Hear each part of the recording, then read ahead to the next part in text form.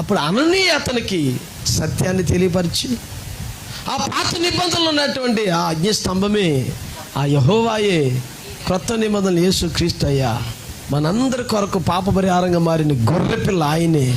మనం బలులు ఇస్తున్నటువంటి ఆ కోడెలు అవన్నీ ఇస్తున్నాం కదా, ఆ పరిహారం, ఆ పాపాలన్నిటికీ పరిహారం యేసే క్రీస్తే అయ్యి ఉన్నాడయ్యా. ఆమేన్, ఆమేన్. నువ్వేందయ్యా అటు తిరిగి ఆళ్ళు చంపుతాను అంటున్నావు?